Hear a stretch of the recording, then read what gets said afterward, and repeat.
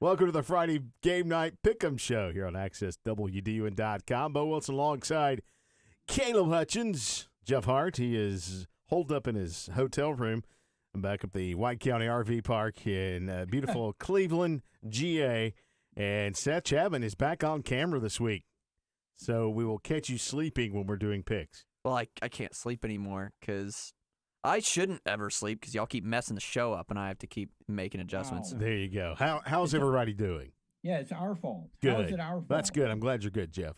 How about you, Caleb? You doing okay? I'm doing, it's good to actually be in person this time. In person, Yeah, yes. it's good to actually be here. And, actually, no, it's not because it's really hot in this room. I was about to say, listen, let's address bedroom. one thing.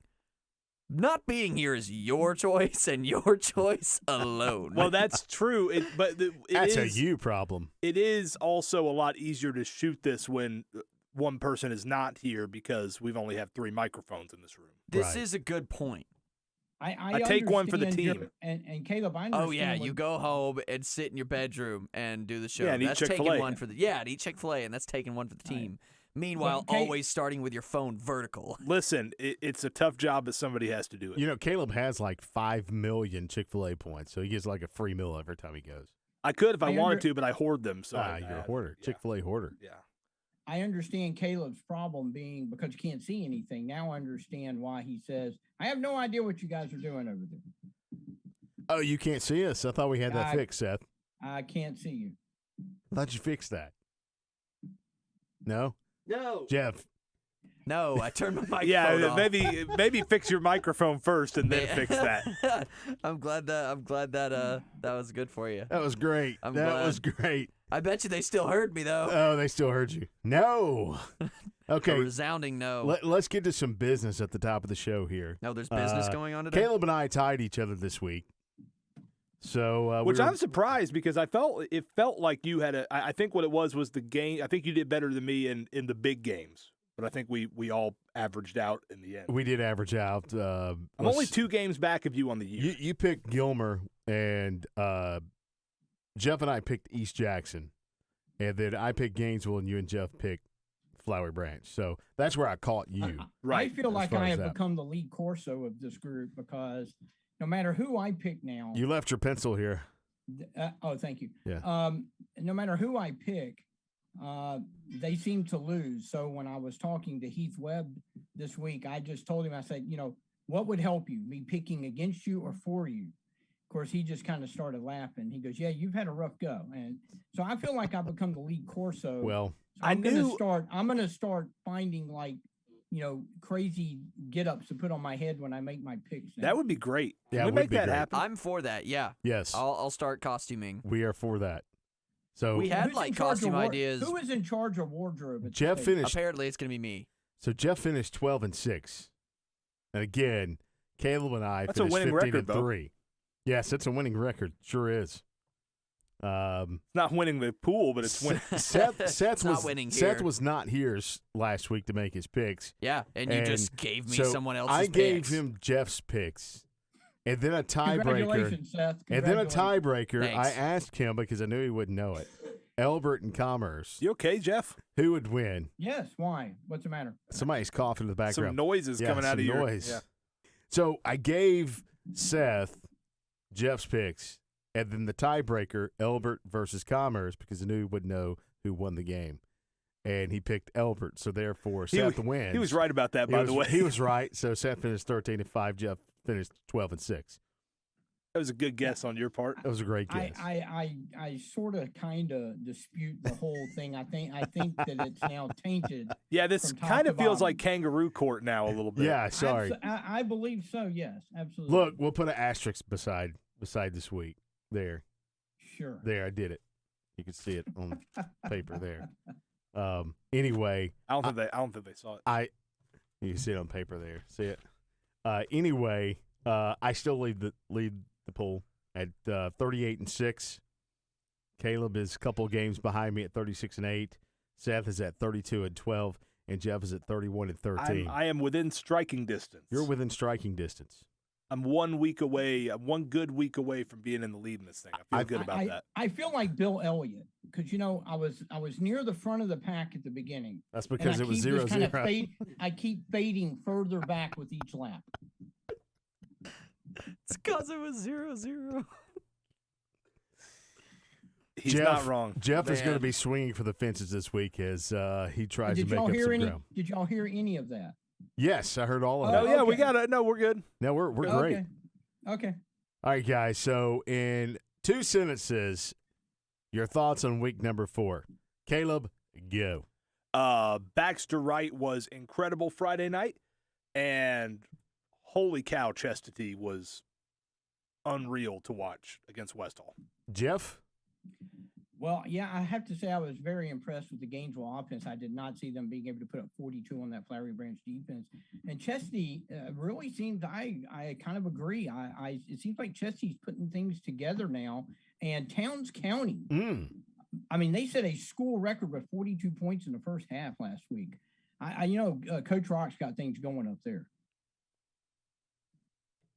This is a silence cue for me to speak Seth, now. what you got? The producer may speak. Yes, you may speak. What a game for the Gainesville Red Elephants. I'll repeat the statement. What a game for the Chestatee War Eagles. Pretty good week of football. Can I add something? Can I get a Sure. Can I buy a sentence? Great performance by Johnson Friday night.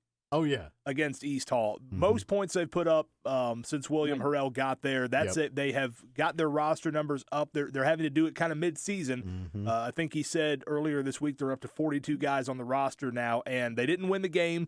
East Hall won the game in a shootout, but put up 35 points. That game was tied in the fourth quarter. It's the closest they've been to getting this losing streak snapped in a while. Hopefully they can carry a little bit of that forward. Yeah. No, Caleb, I totally agree with you. When I did the air it out last week, he said in an odd sort of way they had 2 weeks off. They kind of used it as a mini camp to kind of acclimate some of the guys that came in late in the fall, like at the beginning of the school year. He said the numbers did jump. They've been able to teach the new guys what they want to do. I really kind of hope that's going to be a springboard for them to certainly at least be competitive. I think there's 1 or 2 winnable games in the region if they continue to progress. They've got a couple of good athletes, and William Harrell is a good coach. They need the depth that the other programs have that they don't right now. That's the missing piece. Absolutely. So, kind of ditto on what you guys said about Gainesville and Baxter Wright and his performance against Flowery Branch. And Gainesville didn't trail the whole game. They controlled the entire game against Flowery Branch. So, that's one takeaway. I'm going to have to go with Habersham Central and White County because if you looked at the stats for Habersham and White County, you would have thought White County had won the game because they outgained them and everything. The big kicker in that game, though, was Habersham Central was able to cash in some turnovers and win that game 21-12, a game that I think all of us picked White County to win it last week and have getting on that. And tip of the hat to Chestatee as well because – Coach Conley and what those guys have done over there, 2 wins in a row. And for the first time in a long time, there is some hype around this North Hall-Chestatee game. Yeah, definitely. Going back to what you said about Habersham Central, though, that was a game we were talking a lot about coming into the week. I think it got lost in the fray because of how impressive Gainesville and their offense and Baxter Wright were, because of how impressive Chestatee and Luke Bornhorst were, that I think what happened in Cleveland got a little bit lost in the conversation. And you're right, Habersham Central's defense was lights out. They got it done on special teams, and that's a team that had to replace basically its entire starting lineup from last year, and they're 2-1. Right. And White County, and I know we talked a little bit about them last week on the Pick 'em show about some of their struggles, and they're still struggling offensively.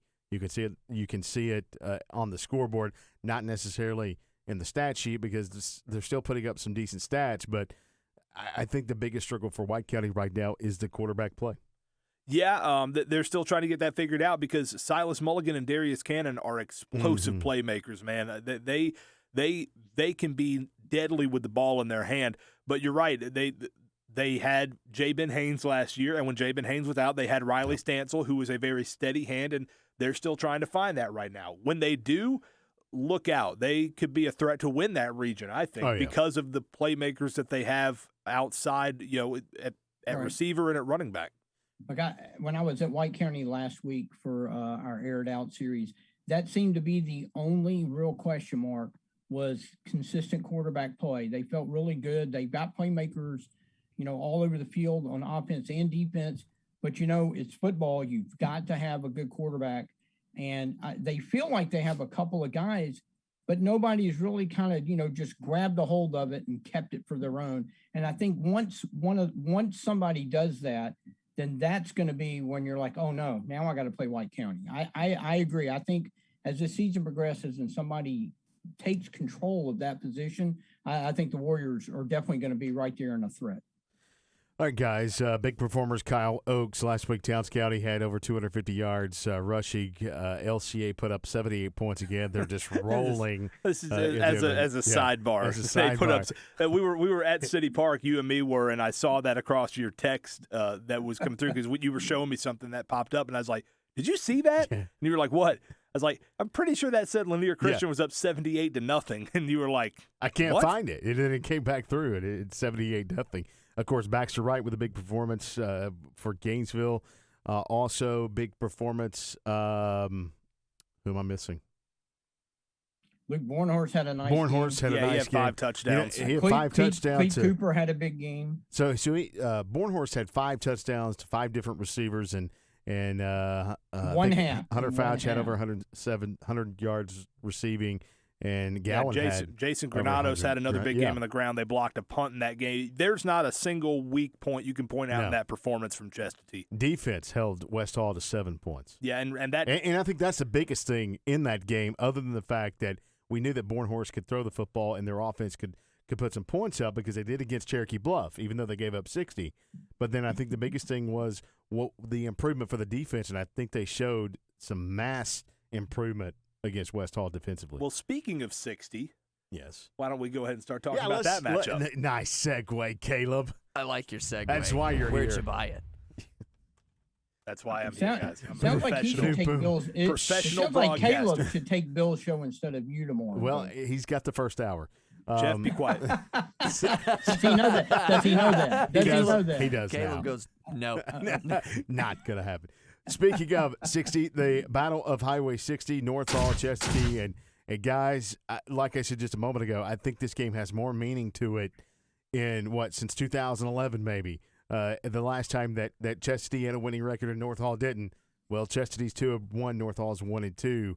Chestatee playing really well right now, and North Hall coming off the off week from a game that they played against Hart County the week before and went down to the wire with them and played inspired football after getting hammered by Stevens County the week before 42-0. Yeah. So That, I don't that know, was, Caleb, that you was look at ugly at Stevens, that's for sure. Caleb, you look at this game.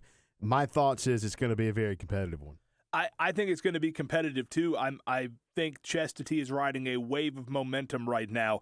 I actually was talking with Sean Conley just a little bit ago, and he was saying the biggest thing he wants to make sure is that they continue to play, this well. They're going to have energy coming into that game Friday night. There's no doubt about it. Chestatee is going to come into that stadium with their hair on fire. Can they keep playing sharp? Right. Because they have been very sharp over the last couple of weeks, especially against West Hall.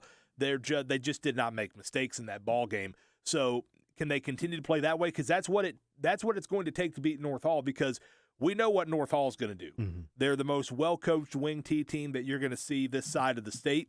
They're going to be well-coached defensively. So, and they've had a bye week. I really would love to see Chestatee win this game, because I think they are playing so well right now. It's so fun to watch this team that has struggled so much over the last couple of seasons now playing this well. I would love nothing more than to see Chestatee win this ball game. But there's the but. North Hall is 17-2 in this rivalry. They haven't lost in the Brickyard to Chestatee since 2005. North Hall is coming off a bye week, and I think it's important to remember they've played a really tough schedule so far. The two teams they lost to were Stevens County and Hart County, who are both really, really good. So right now, I'm taking North Hall in this one. I think close. I think this is a battle into the fourth quarter. But North Hall's just had this mojo over Chestatee over the years, more so than I think any county rivalry that there is. North Hall has had this kind of mojo or voodoo or whatever you want to call it, some kind of hex over this Battle of Highway 60. So I am going to take the Trojans in this one. How about you, Jeff? I have to agree with everything Caleb just said. Chestatee is riding a tremendous wave of momentum. They haven't been 3-1 since 2013. You know that they're looking forward to keeping this going. They're going to open a very difficult region play in the next couple of weeks, and you want to go in on a high note, but there's some kind of mystique in this. It's just hard to ignore it. They've come in before where they were averaging 50 points a game, and North Hall would shut them out or hold them to a touchdown. And I think North Hall has a lot to prove to themselves. They're coming in having lost 2 straight. That first week where everybody was hyping them up, and Stevens County came in and just absolutely destroyed them. And I was there, and it was kind of something to see. You just don't see that happen very often. And so I think, they got a little bit better against Hart County. And so now they've been hearing for 2 weeks, well, they're on a 2-game losing streak. Chestatee is, they're flying high. They got a lot of momentum. I think that is going to give North Hall some extra momentum. So I'm going to go with the Trojans. I think it will be much more competitive, at least I hope so, than it has been in the recent past. But I think North Hall is just going to find a way. Yeah, I think, I'm still bullish on this North Hall team, by the way. We haven't been talking about them because they were off last week and they've had these 2 tough opponents. I'm still bullish on North Hall being a top contender in Region 7-3A. Cherokee Bluffs looked really impressive, but that was a tight game last year, and Cherokee Bluff was looking about this impressive this time last year. I've seen North Hall in person. They are a tough, physical team. I still think they've got I picked them to win 7-3A coming into the year, and I'm not backing down from that yet, even though they're 1-2 because of the schedule they've played, quite frankly. What you got, Seth? He picked them twice. If they lose, does he get 2 losses for that? Yes. Okay, just checking. Your mic was on now that you time. can talk. I know Seth. it was. Your mic was on. When you I know. I cleared your wanted it to be dramatic for Oh. me clearing my throat, getting ready to speak, throat. but Okay. It was dramatic. it wasn't. It was traumatic for me. Boo. You're a boo. I'll cut this out later. It's No, okay. don't cut it out. It's great. It's great. It's great TV. I think, this game is our game of the week. Me and Bo have been to talk to both teams. Talking with Coach Bishop and his kids. They're ready to walk in and prove something to snap out of this losing streak that they're on. And then Chestatee, as you said, Caleb, they're coming into their hair on fire. I think that's really what this game is going to boil down to. Whose fight is going to be, stronger? Who's going to have more fight? The team that's got it all right now, that's, riding this wave of just high energy, or the team that's coming in looking to turn their luck around. And it's a win-win for us as reporters. I'm waiting on you to be quiet. It's a win-win for both right. sides of everything because, Chestatee pulls it off. They keep their streak going. North Hall pulls it off. They turn their season around with a big win in a big rivalry game. It's a win-win. It's going to be tough. You can't pick a tie here. You got to. I'm not going to pick a tie. It can't be a win-win. Okay. I'm It building. cannot be a Listen, win-win, I never Seth. talk The this much. fence is bowing. I Let's never go. talk this much. If the fence is bowing, I think I'm also going to agree and fall on the North Hall side. I think it's going to be very, very difficult with North Hall coming into this game ready to kick some butt, and also it being at Brickyard. Bo, you were the only one to take Gainesville last week, so are you going to be the only one to take Chestatee this week? I got to say, I'm really torn on this game because last week I remember us setting up and teeing up the Chestatee West Hall game, and I had said that that West Hall had one of the better defensive secondaries in the area. Well, that was not the case against Chestatee, as the War Eagles made that defense look pretty sad in last week. Chestatee out there on Monday, I believe we were out on Monday talking to Coach Conley. There was a lot of momentum there. You could feel the energy at the stadium. And by the way, that new Chestatee War Eagle Stadium, Lane Cottrell Complex, man, That thing looks Wow. nice. That's a What good they've looking done- field. What they've Good done looking to that stadium. over there. But it's not there. It's at the Brickyard. And we know, who was it that said mystique to this thing? There is some type of Brickyard magic. I think Mystique, I think Voodoo was mentioned, some other form of witchcraft. There's just something about the bricks over there. I think it just, oozes magical things. It's like the Michael Scott curse. We need to make some kind of animal, the body of a of a porcupine. Except against Stevens County, apparently the bricks were asleep. I'm not sure what happened. Yeah. Move. Anyway, as I ramble here, much like Seth did just a moment ago, it's really tough for me to pick against Chestatee. It's really tough for me to pick against North Hall and what this is. North Hall's had the off week.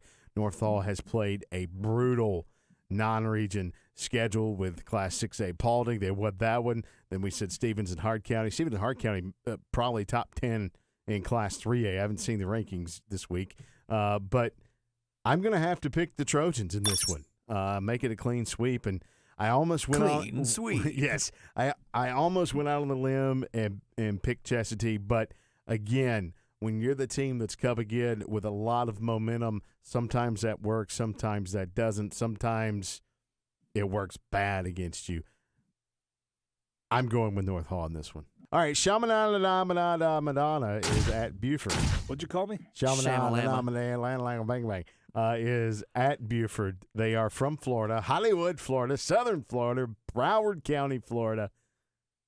Yes, they're traveling to Buford, GA on Friday. And this game, now, guys, I was doing a little bit of research yesterday and got on some names and started going to 247 Sports and was like, holy cow. And I found 10 major college recruits. 8 of those are Power Fives. A couple of them are 4-stars that have offers to Georgia, FSU, Bama, Georgia Tech, Texas A&M, Miami. How did Tech get in there? Because Tech offers whoever Georgia offers. Okay. Auburn, Florida, Oklahoma, Ohio State. They have an Ohio State commit on defense. And Ryan Turner, he's a senior. He's a cornerback. Now, put both of them together, and we've got a ton of Power 5 athletes on the field in this one. The Lions, their only loss is to the Class 5A state champ in Florida this year. Buford's played a tough one against North Cobb. Last week, Myers Park, they blew them out. I think Buford's offense is starting to roll again. 44 points last week. They're hosting this game in a big game.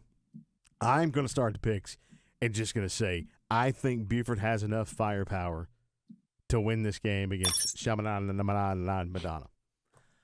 I'm going to agree with you. I'm going to take Buford as well. If this game had been played in week 1 of the season, I might have taken Chaminade Madonna, but because it's week 4, Buford they got those cobwebs of that Clark Central game out of their system. I think they're going to be coming in crisp and ready to go against Chaminade Madonna, and when Buford is crisp and rolling, you keep impressing me that you're getting that out without stumbling. Very few teams that can slow that offense down. Say it again. Chaminade Madonna. Dang, that's impressive. Say it again. Chaminade Madonna. No one asked you, Jeff.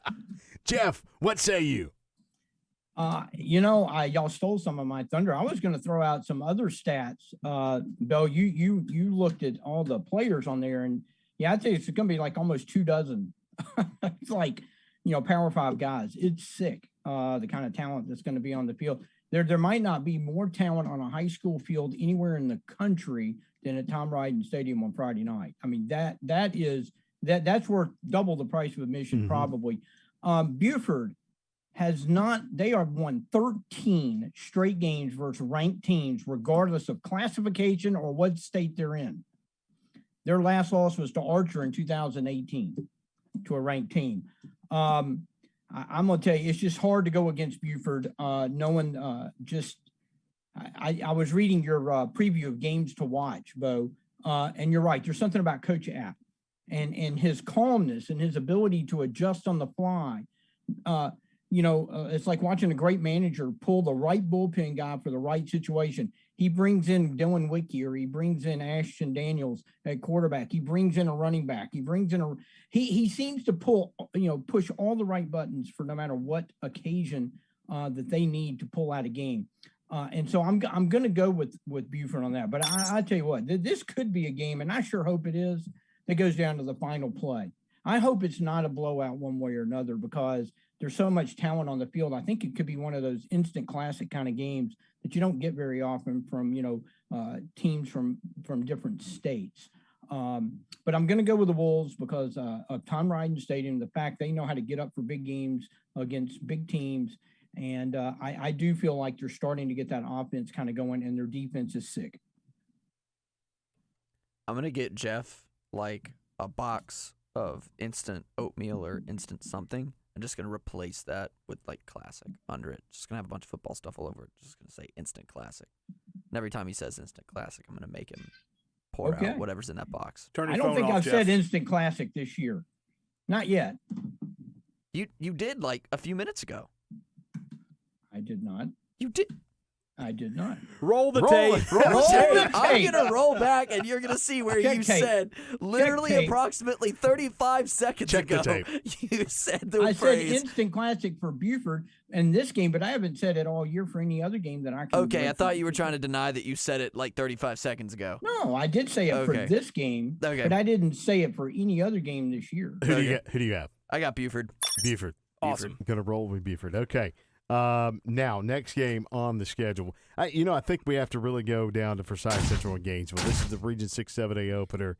8 5A's opening as well. Johnson opens their region play. Jackson County opening their region play. But this one here is interesting from the standpoint of it took overtime last year for Gainesville to win over at Central. It ironically was Baxter Wright's first ever start for the Red Elephants, and he did an okay job in that game.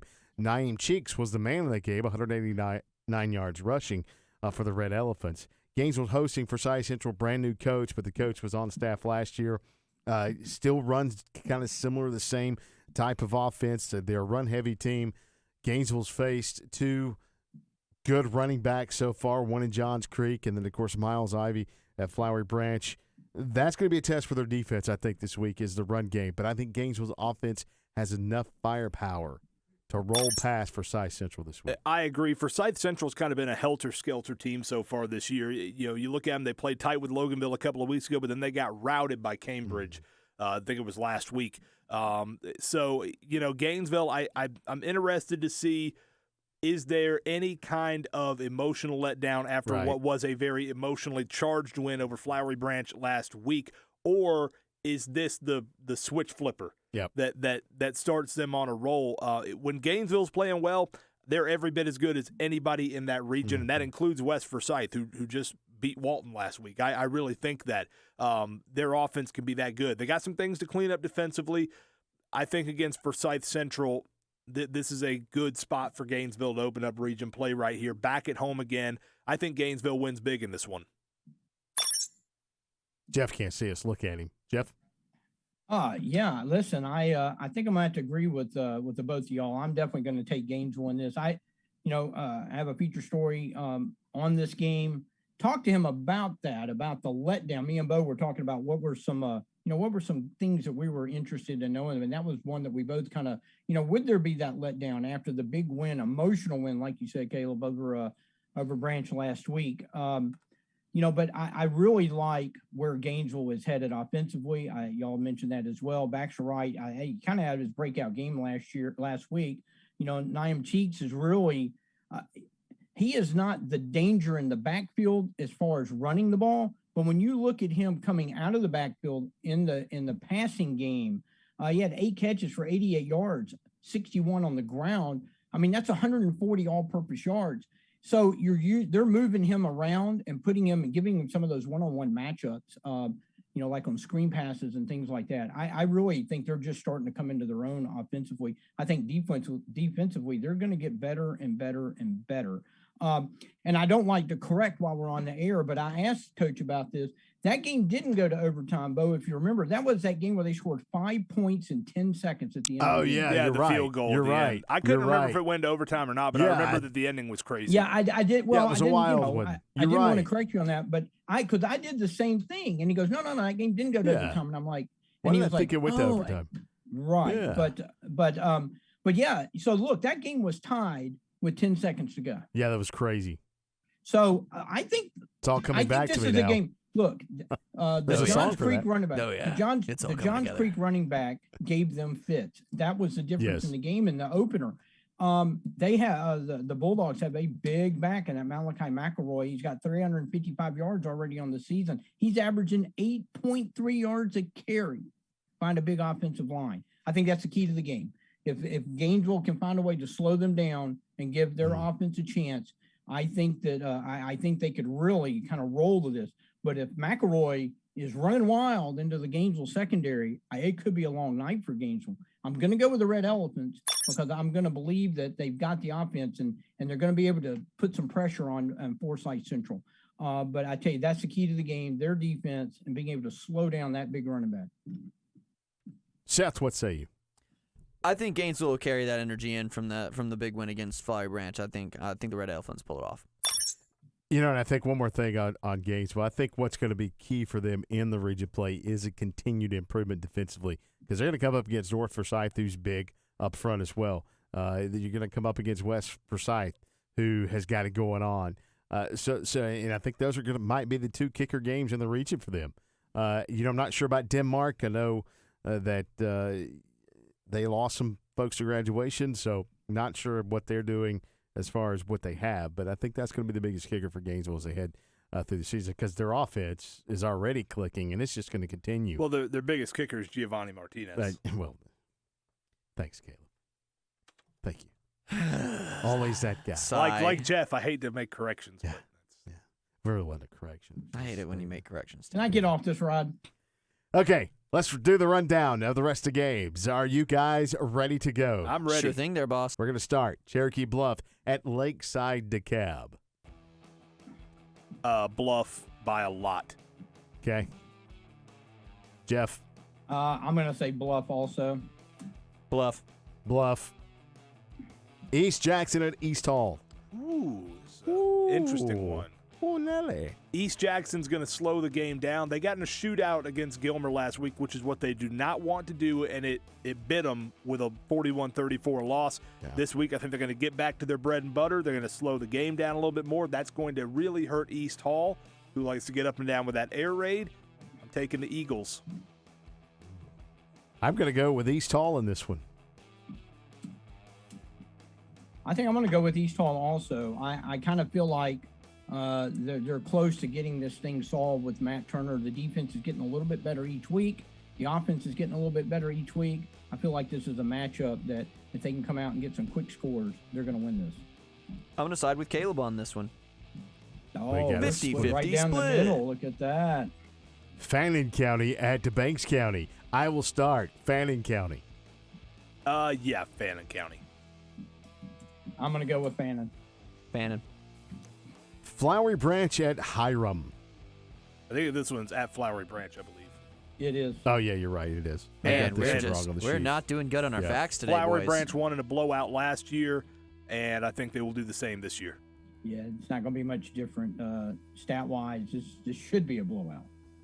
Okay, I will go with Flowery Branch. Same. Next on the list, Jackson County at Walnut Grove. Big game for Jackson County coming in to start region play. I like the Panthers. They're coming off a big win coming from behind against Franklin County last week. I think Walnut Grove's a little bit improved, but not improved enough. I'd like the Panthers in this one. I'm going to agree. I think Jackson needs this. They need the momentum, and they've got a couple of huge region games following this with the teams that were at the top last year. So I'm definitely going to go with the Panthers. Agreed. Ditto. Jackson County all the way in that one. Clean sweep. Johnson Ferry Christian at Lanier Christian Academy. I'm not taking anybody to beat Lanier Christian Academy until I see somebody put a point on the board against them. Same. Agreed. Agreed. Yeah, Lanier Christian. I don't even have that game on my schedule. Is that another clean sweep? Clean sweep. Actually, Yes. we don't know. Jeff didn't pick anything. I did. I'm going to pick LCA, but I didn't have that game on my schedule. So it is a clean sweep. Yes. Turn the phone off, Jeff. Jeff's phone is going crazy. All right, St. Francis at Lumpkin County. Does Lumpkin County get their first win against St. Francis? Yes. I got the Indians beating St. Francis. St. Francis is a struggling team out of 1A private. Lumpkin County is going to have depth and number advantages, probably size advantages on them as well. Remember, they fought Banks County down to about, I think it was a 10-point game midway through the fourth quarter. I think it actually ended up being a 10-point game. But, I'm going to take Lumpkin County. I'm going to go with Caleb. I'm going to pick Lumpkin as well. I'll agree. Lumpkin County. I think that depth's really going to come into play there. Jeff? Can we zoom in on this? I guess, let me see.